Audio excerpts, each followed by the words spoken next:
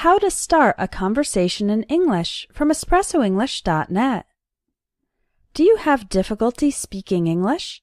Sometimes the hardest part is simply starting a conversation. Today, you'll learn expressions for starting a conversation in English in any situation, formal or informal, at work, school, or other contexts. With friends, you can use informal English expressions like these. What's up? What's new? How's it going?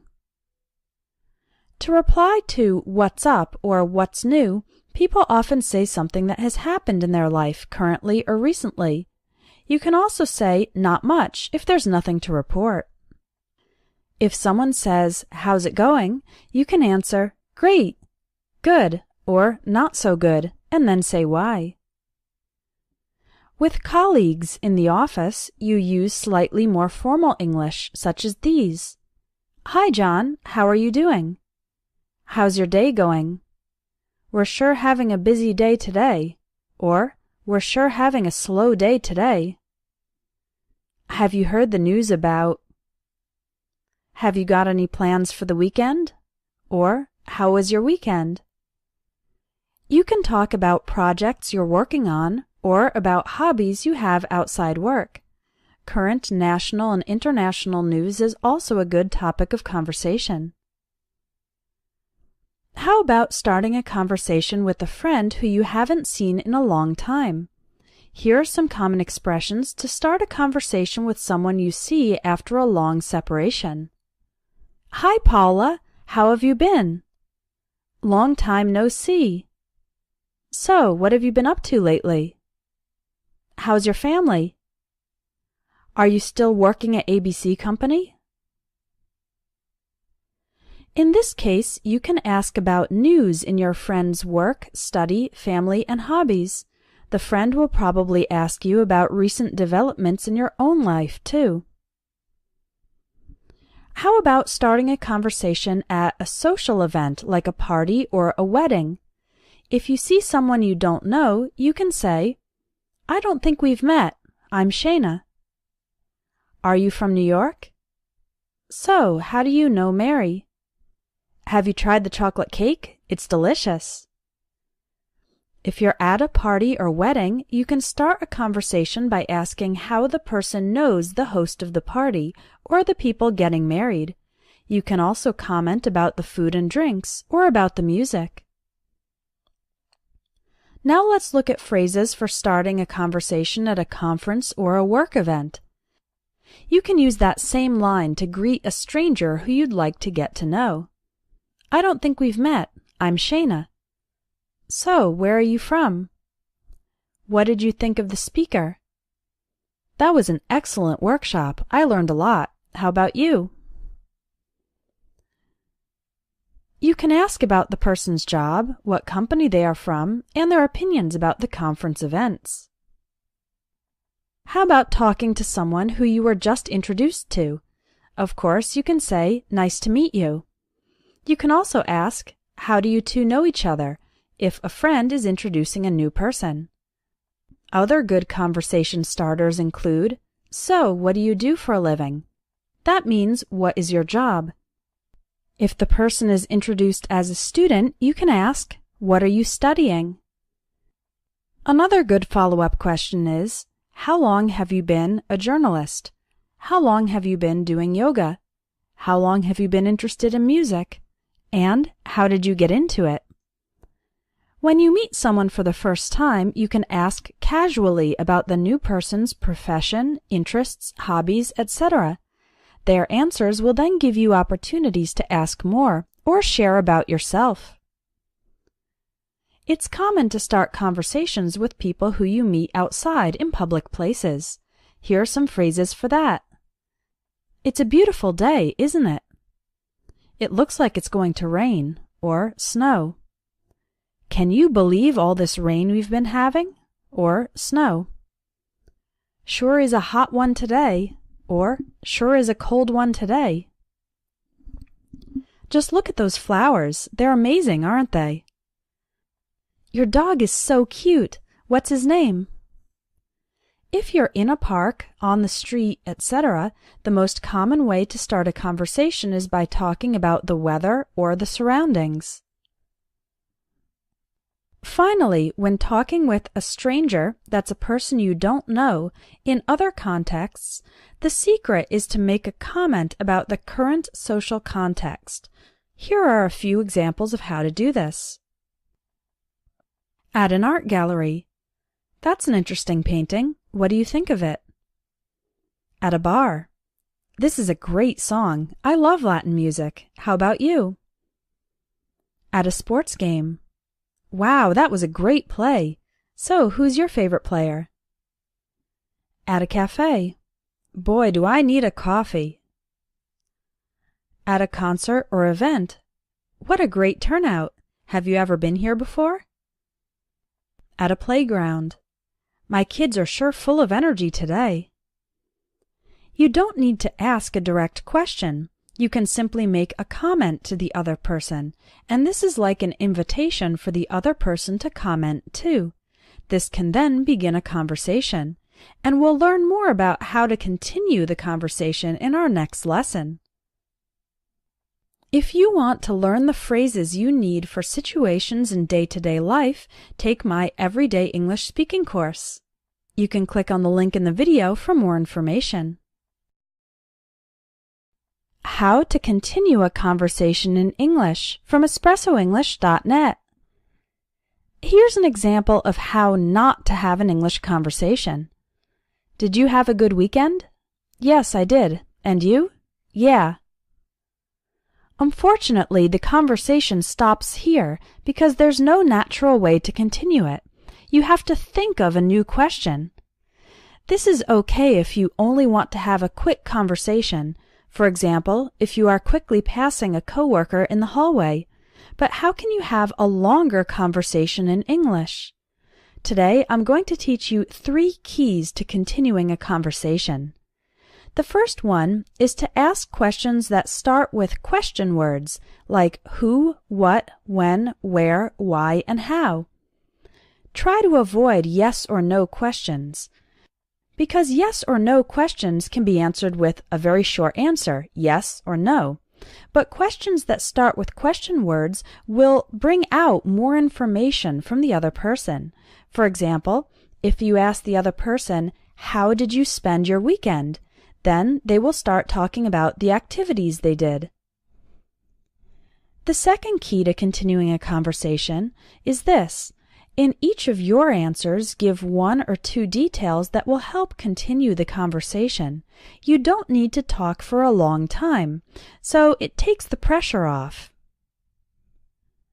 The third key is to talk about these topics: family, interests and hobbies, sports, TV, movies, music, popular culture, current events, travel and interesting places, and your experiences or the other person's experiences. Unless the other person is a very good friend of yours, avoid topics like politics, religion, sex life, health problems, and personal finances. These are considered topics to be discussed only among very close friends or family members. Here are 2 example conversations. Notice how each person adds 1 or 2 details, and then there is a follow-up question about the details. Conversation 1. Hey, how was your weekend? Pretty good. I went to a baseball game with my brother. Really? Who was playing? The Yankees and the Red Sox. We're huge Yankees fans. Yeah? How was the game? Very exciting. It was tied until the last inning, when we won 2-1. Ha, that's great. I can't say I'm a baseball fan myself. I prefer basketball. Basketball, huh? Playing or watching? Both. I've played basketball since I was a kid. No kidding. You must be really good. Well, I just play for fun. It's a great workout. I bet. I could use more exercise myself, but I don't think I'm cut out for basketball. I was thinking of joining a martial arts class. That sounds interesting. Which one? So you can see how the conversation goes from the weekend to baseball to basketball and then exercise and martial arts. Each person just gives one or two details and then the follow-up question kind of comes naturally. Here's another one, conversation number 2. This conversation takes place in a park. What a beautiful day. It feels like summer. Sure does. I can't wait for the summer. We're taking a big family vacation in June. Oh, where are you going? We're going to Colorado for a month of hiking and camping. Have you ever been there? Yes, I've actually been to Denver twice on business trips, but they didn't involve any hiking. How about you? Any special plans for the summer? No, not really. I'm saving up my vacation time for December when I'm going to Costa Rica. Wow, why Costa Rica? Well, my best friend from college lives there now. She owns a hotel, and she invited me to spend a couple of weeks there to escape the cold winter weather. How wonderful! Do you speak any Spanish? Barely any, only what I remember from classes in high school. Again, it's easy to keep the conversation going when you ask about the other person's plans and experiences. I think it's great to learn spoken English from conversations, and in my Everyday English Speaking course, you have that opportunity.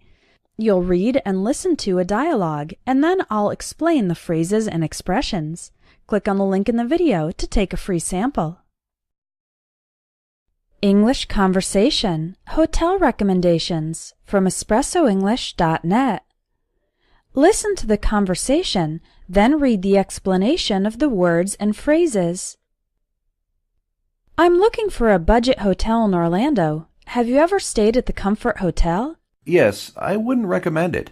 Why not? Granted, it's cheap, but the place is filthy. The beds are uncomfortable. There's no AC. The breakfast is pretty skimpy, and the staff couldn't care less about the guests. Oh, I guess you get what you pay for. How long did you stay there? Just one night, when my flight was canceled due to bad weather. It's bearable if you just need a place to crash, but you definitely don't want to book a vacation there, unless you enjoy sharing your room with cockroaches. I'll pass. Hopefully I can find a decent place that won't cost a fortune. Now let's learn from this conversation. Amanda is looking for a budget hotel. This means a hotel that is inexpensive. It doesn't cost very much money. When she asks Joe about the Comfort Hotel, Joe gives her a list of negative points about it. Joe begins by saying, "Granted, it's cheap." The word granted in this situation means I acknowledge that. You can use it to recognize a fact before presenting some counterpoints, facts on the opposite side. Joe says the hotel is filthy. That means extremely dirty and disgusting. Also, the beds are uncomfortable, and there's no AC. AC means air conditioning. The breakfast is skimpy. That means there is less food than there should be. The quantity of food is inadequate. Finally, the hotel staff couldn't care less about the guests.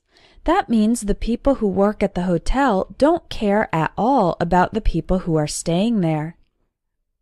Amanda uses the phrase, "You get what you pay for."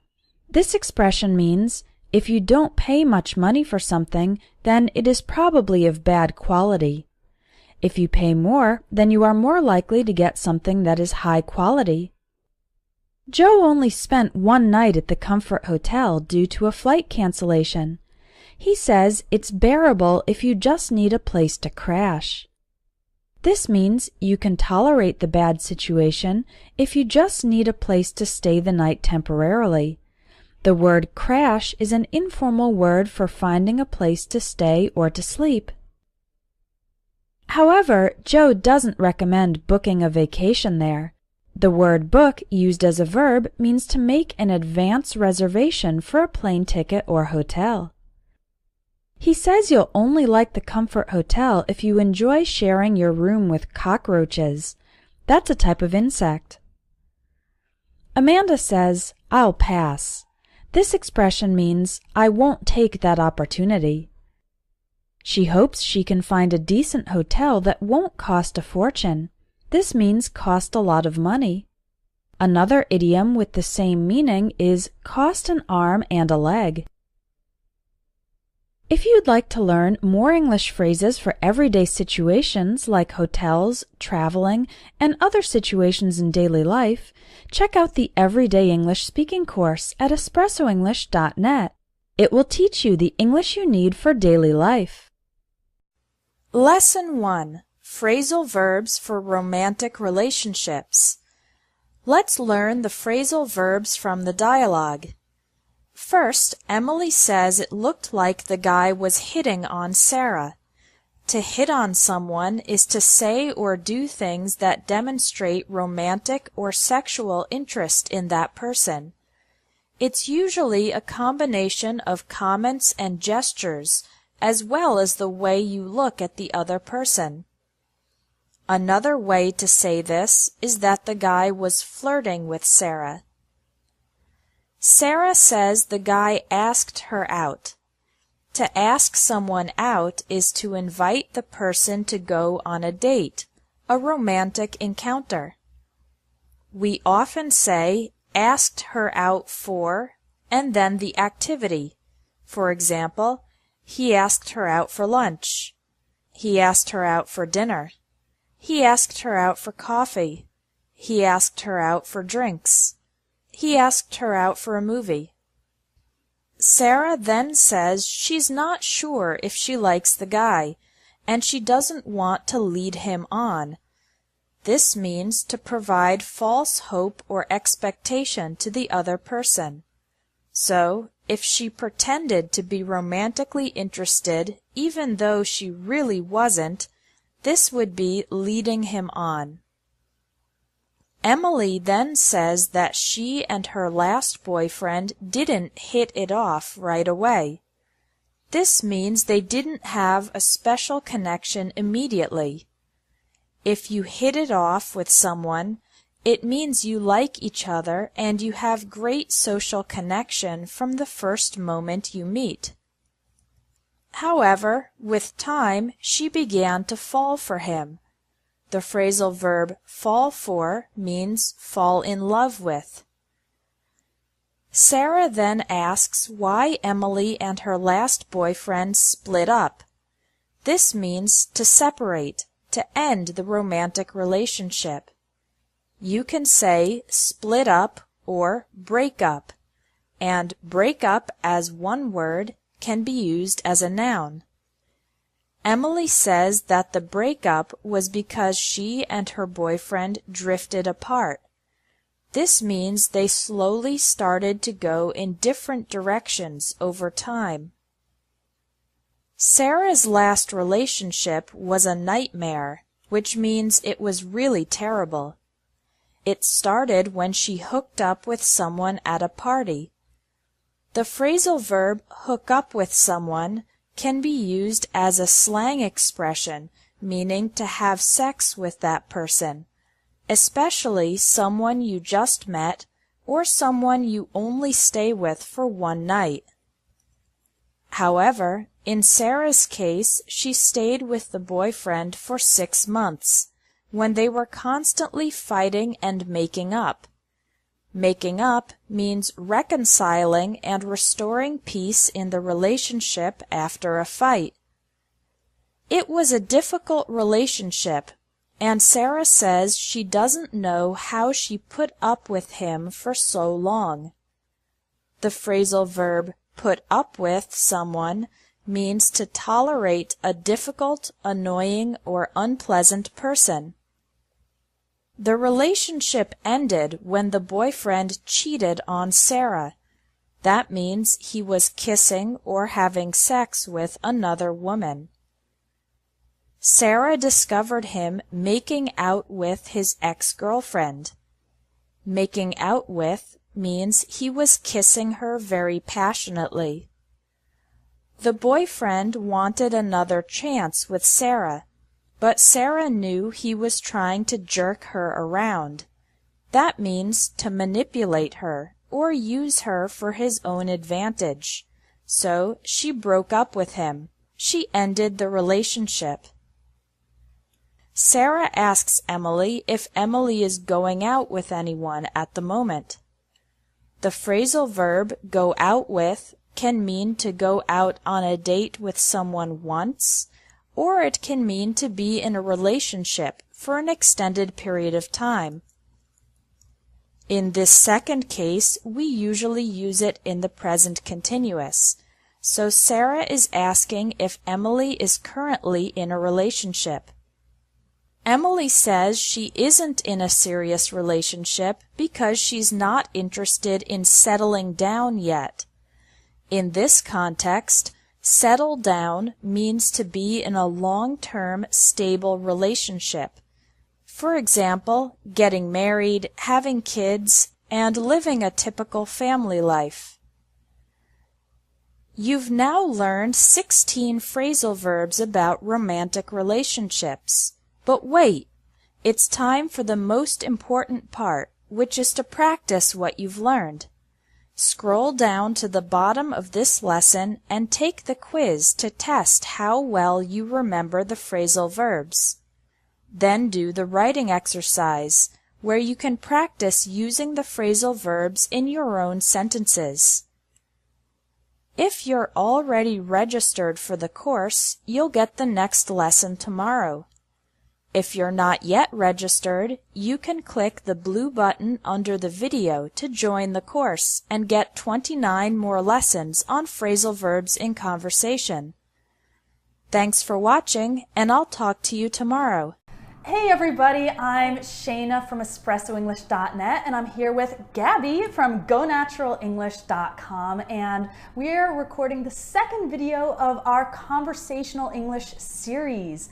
So today we're going to talk a little bit about our experience teaching English in the classroom. I think you'll find a lot of interesting stuff, that maybe some stories we have to share. Yeah. So Gabby, tell me how long you've been teaching English? Well, I've been teaching English, since about 2002. That was my first, when I was like 5 years old. No, joking. That was my first time teaching conversational English, tutoring, and I continued with it because I loved it from that day. And I've been teaching online now since about 2011. Okay. Yeah. And before that, were you teaching in a classroom or? Yeah, so from about 2005 to 2011, I was teaching in a classroom, and I was teaching adults. Actually, I taught in Japan for a while, and cool. I was teaching in 2011, I was teaching in a company. So it was like in-company training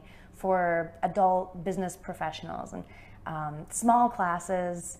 And it was different. I've also taught, I've taught in a lot of different settings, but in a university and different like private language schools, so a lot of different places. Got it. Yeah. Wow, that's a lot of experience. Oh, way nice. more than me. No, well, tell me about you. How long have you been teaching online and English and? Well, I guess my teaching started when I was in college. I was a writing tutor, and so I would help people with their papers, basically. Great. And I'd get a lot of international students, and they would need some help with the English too. But I really liked helping people. I think that was just, I loved seeing people have like that light bulb moment where they're like, oh, I understand it now, and now I can do it better. So rewarding. I feel like I can communicate better. And so I started actually teaching English in the classroom in Brazil in 2010. Nice. I moved down there to be with my husband and thought, what can I do? I can teach English. So yeah, that's perfect. And then Espresso English started around what year? 2012. Oh, okay. Yeah, that's awesome. I love that, we started around the same time, and, now you're here, and yeah, it's very cool. So what was your teaching like, and what was your classroom like in Brazil? I was teaching adults. Okay. And also small classes, small group classes, usually maybe 4 to 8 students. And they would usually put me with the intermediate to advanced learners. Okay. Normally they would use a native English speaker for the higher levels. But I really loved working with the students because they were fun. They participated a lot in the class, which I love, right? Yeah. I think we get a lot of energy from that give and take of, That's teacher and student. That's my favorite too. Yeah. So did you ever have like a favorite student? Can I ask that? I know we're supposed to love all students equally, but did you ever have a favorite? I did have one student who I greatly admired because he came to me, he was high beginner and really had a lot of problems with English. And in fact, in his native language of Portuguese, he had a speech problem. Oh, wow. So pronouncing English words was like even worse. Yeah. But he worked really hard. Like he overcame that lack of natural talent just by, he did his homework every day. He would study extra. Wow. He would go far beyond, the minimum. And I think the funniest thing that ever happened with him was he was farsighted. That means that he could see the chalkboard or the whiteboard, but he couldn't see like a text. Oh, wow. If he didn't have his glasses. Right, okay. Well, sometimes he would forget his glasses. And then, of course, I couldn't use any of my worksheets. Oh, no. So one day, I had prepared a really great class. And he came in and said, "Teacher, I forgot my glasses." And I thought, oh, great. Well, it's just going to have to be conversation. Well, sometimes conversation is difficult when you're pre-intermediate. So we talked, and I asked him about his weekend and about his work and, everything I could think of. And we were, half an hour into the conversation, I'm thinking, I don't have anything else to talk about. What am I going to do? And I look at him, and I see he has a pocket. And in his pocket, I said, "Are those your glasses?" Oh, and he said, "Oh, look, goodness. it's my glasses." And so he put them on, and we finished the class with some worksheets, and it was funny. But he made a ton of progress. He was a solid intermediate by the time we finished. That's amazing. Did you have any students who particularly inspired you? Yeah, I learned a lot from some of my students. Like I was thinking of one in particular in Japan, one of the adults in the company where I was teaching.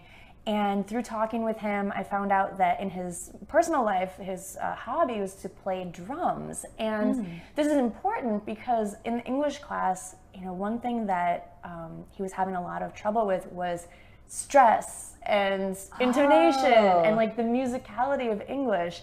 And so he actually thought of this, and he taught me that playing drums actually helped him to understand the musicality of English and like where to put the stress. Because one day I think we were talking about how in English it's so important to put stress on the certain syllable or the certain word in the sentence. And he was like, "Oh, it's like playing the drums. It's da da da da or da da da da da." And I was like, yes, exactly, yes. And that was just kind of an interesting moment just to see him apply something he was really passionate about to learning English, and that helped a lot. And he was just such a sweet student. He was really shy, but like he would speak up when he had something to say. It was amazing when he spoke up. It was just like, wow, you just taught me something new. So yeah, that's a student I'll remember maybe forever. That's a nice breakthrough. Yeah. I think one of the cool things about teaching in a classroom is you see a lot of different learning styles. Yeah. Some students learn better with a lot of interaction. Some students learn better if they have the time to kind of quietly study by themselves. Yeah. But you have to teach everyone in a classroom, right? Yeah. Well, now, how about, has there ever been a moment where things didn't go as planned, or maybe you made a mistake, or like something, I don't know. Let's go there. We can't just talk about the good stuff. That's true.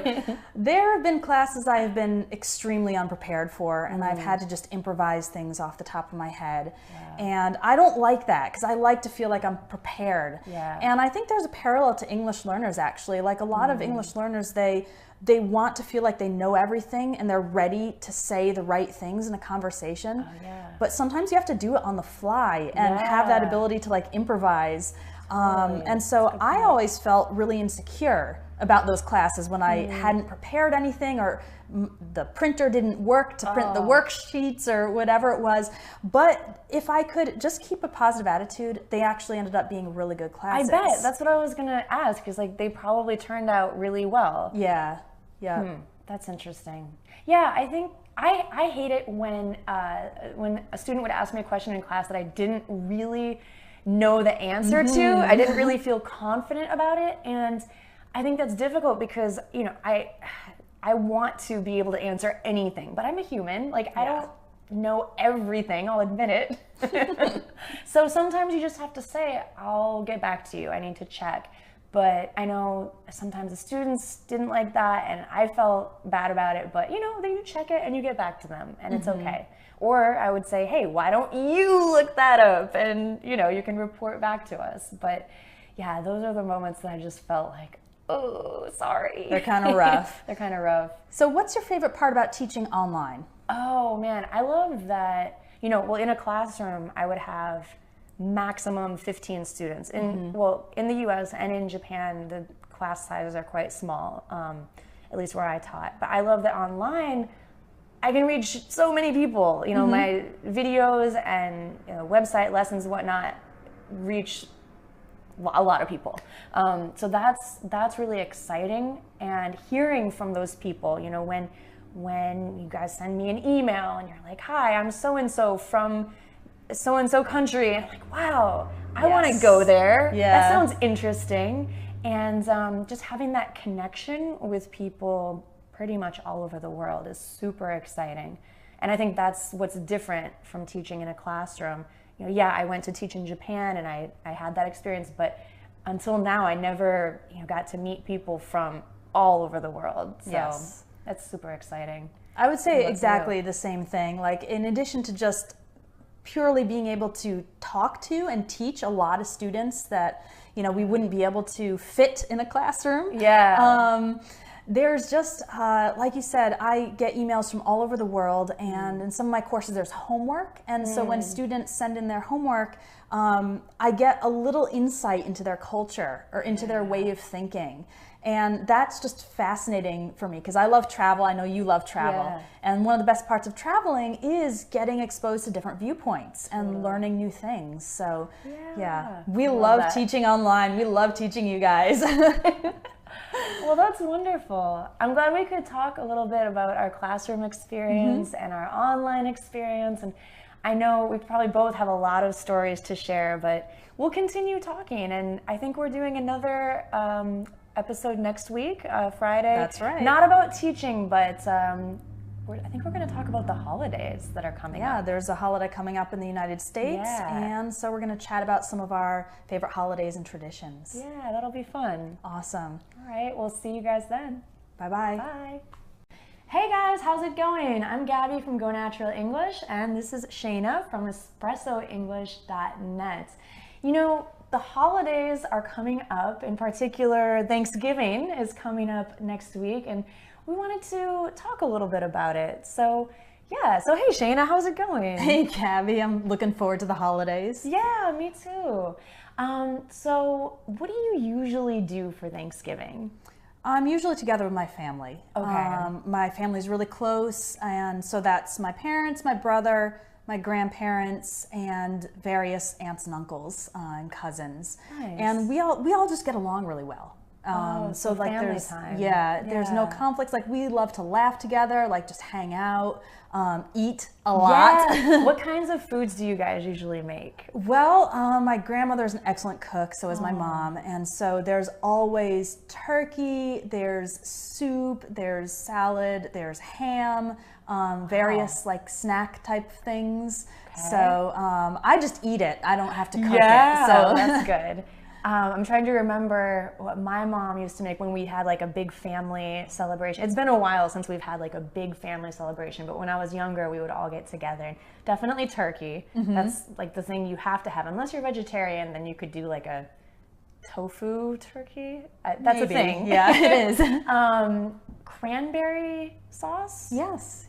Mashed potatoes, sweet potatoes, so a lot of potato starches. Green beans, corn maybe. I'm trying to think what else is traditional Thanksgiving food. Definitely for desserts, pumpkin pie. Yes. Love pumpkin pie. Just a lot of food. When I think of Thanksgiving, I think of my stomach being very full and like to the point of feeling like I'm going to burst. What are they called? They called like a food coma. Like you feel really sleepy, like after you eat a really big meal. Oh, and I'm not like such a big sports person, but isn't there always like the football or something around Thanksgiving? Yeah, American football. I think so. That's when like the season kicks off or something. Yeah. I just remember people eating Thanksgiving, and then maybe it wasn't even the same day, but like watching football around that time as well. So that's a big thing. American football, of course. It's an American tradition. Yeah. But besides Thanksgiving, what other holidays do you like? I'll take any holiday. I love holidays, but I really love New Year's because I've started making it kind of a period not only for celebration, but also to slow down at the end of the year. Yes. And reflect or look back on the year that has passed so quickly. And make plans for the new year. So I really like that. I like that for about a week, in the US at least, it just feels like everyone slows down and relaxes, and you can breathe, and you can just spend time with family and friends, or maybe travel. A lot of people will travel for New Year's. Actually, last year I was in Mexico, and the year before Brazil, and before that I was probably in Japan, I want to say. So I've traveled a lot for New Year's, but I just like the feeling that I get where I can stop, kind of reflect, and plan for a new beginning, so to speak. What about you? What do you look forward to for holidays?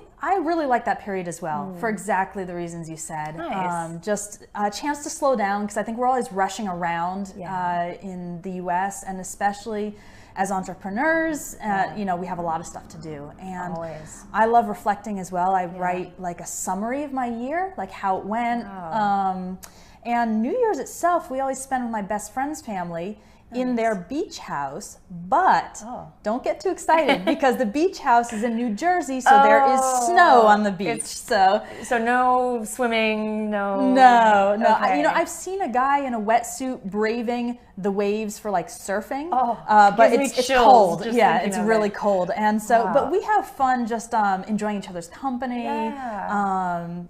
Enjoying hopefully the end of a year that we lived well and we accomplished some things, and also looking forward to that new beginning. Yeah, I love that. I'm really looking forward to it now. It's coming soon. Are you spending New Year's in Brazil this year? I think so. I think I'm going to go to Brazil because, for a few reasons. It's a lot warmer than New York. I'm jealous. I mean, New York City is an amazing place to be for New Year's. You probably know, the ball drops in Times Square, and there's that.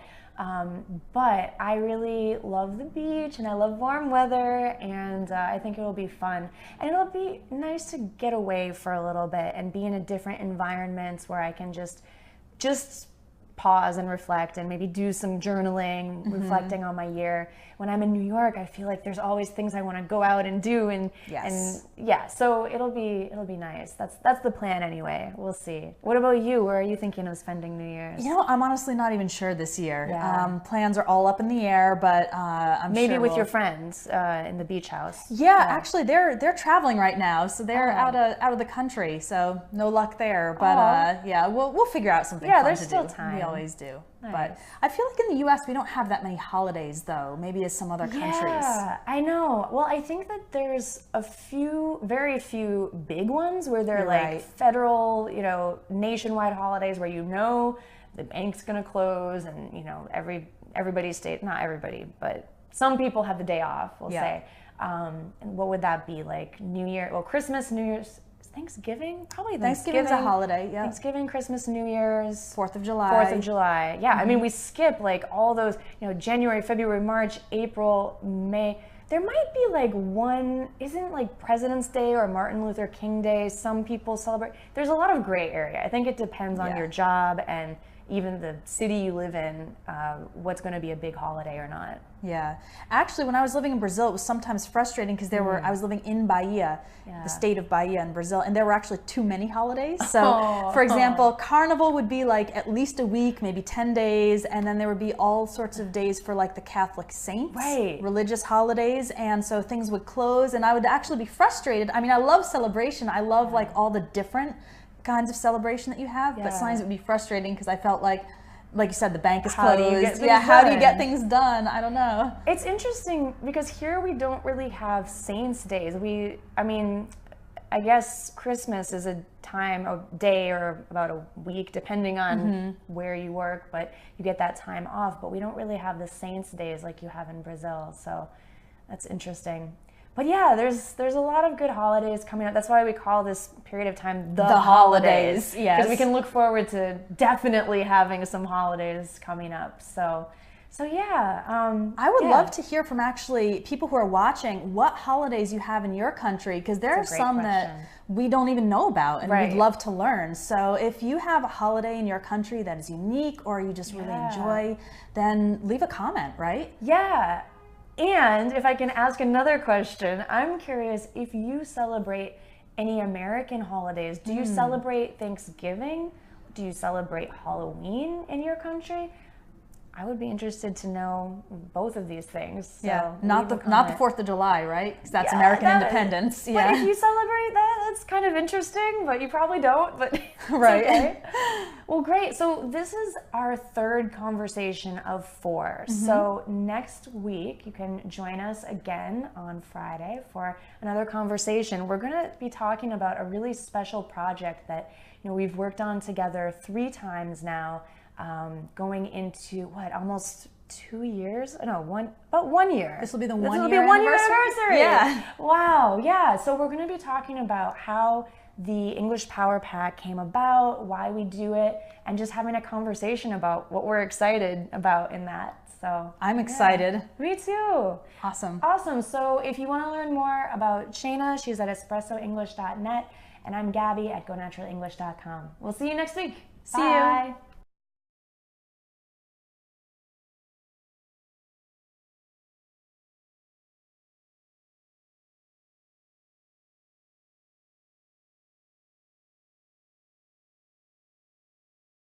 Are you from New York? So, how do you know Mary? Have you tried the chocolate cake? It's delicious. If you're at a party or wedding, you can start a conversation by asking how the person knows the host of the party or the people getting married. You can also comment about the food and drinks or about the music. Now let's look at phrases for starting a conversation at a conference or a work event. You can use that same line to greet a stranger who you'd like to get to know. I don't think we've met. I'm Shayna. So, where are you from? What did you think of the speaker? That was an excellent workshop. I learned a lot. How about you? You can ask about the person's job, what company they are from, and their opinions about the conference events. How about talking to someone who you were just introduced to? Of course, you can say, "Nice to meet you." You can also ask, "How do you two know each other?" if a friend is introducing a new person. Other good conversation starters include, "So, what do you do?" How to start a conversation in English from espressoenglish.net. Do you have difficulty speaking English? Sometimes the hardest part is simply starting a conversation. Today, you'll learn expressions for starting a conversation in English in any situation, formal or informal, at work, school, or other contexts. With friends, you can use informal English expressions like these. What's up? What's new? How's it going?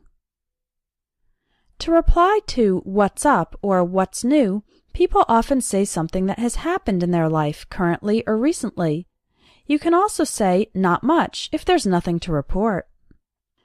If someone says, "How's it going?" you can answer, "Great," "Good," or "Not so good," and then say why. With colleagues in the office, you use slightly more formal English, such as these. "Hi, John. How are you doing?" "How's your day going?" "We're sure having a busy day today," or "We're sure having a slow day today." Have you for a living? That means, what is your job? If the person is introduced as a student, you can ask, "What are you studying?" Another good follow-up question is, "How long have you been a journalist?" How long have you been doing yoga? How long have you been interested in music? And how did you get into it? When you meet someone for the first time, you can ask casually about the new person's profession, interests, hobbies, etc.